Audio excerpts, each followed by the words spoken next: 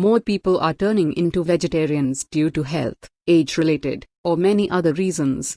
Many vegetarians do not get the essential nutrients, no matter how healthy our diet may be. When the human body does not get the essential nutrients, then it can cause serious consequences. One of the main reasons for vegetarians not getting the essential nutrients is due to depletion of mineral content on the topsoil, and most of the food are grown with chemical-based fertilizers. At this present generation, we are always inside an AC room, AC car, or in a AC train, and never used to get exposed to the sun or dirt, as our ancestors used to. Vitamin D in our body. Without sufficient amounts of magnesium, our body cannot properly utilize the vitamin D we are getting from our foods. Without proper utilization of vitamin D, our bones will become weak. No matter how much vitamin D supplements we are taking, it will always get stored in its inactive form due to magnesium deficiency.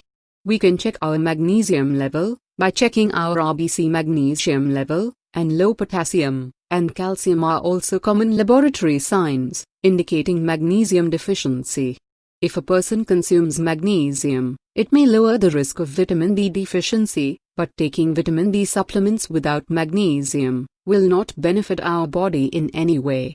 Now let's go to vitamin K2, which plays an important role in cancer protection.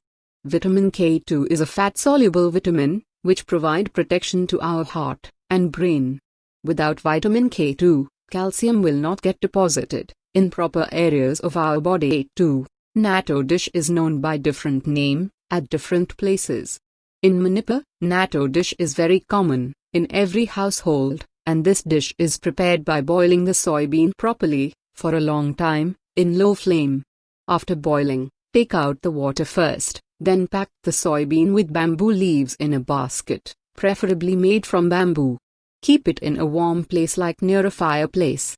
After 4 to 7 days, the dish will be ready. For some people the smell is rotten and find it very difficult to eat. If it is again dried for some days in sunlight, then the rotten smell is somewhat lesser and can be consumed as chutney. In Nagamish, it is called akhoni, thejui, and known by many other names. I have made this video as demanded by one of my viewers, and the ideas or facts provided in this video are not intended to diagnose, treat, cure, or prevent any disease, but only sharing my knowledge about magnesium and vitamin K2. Thanks for watching. Subscribe for more.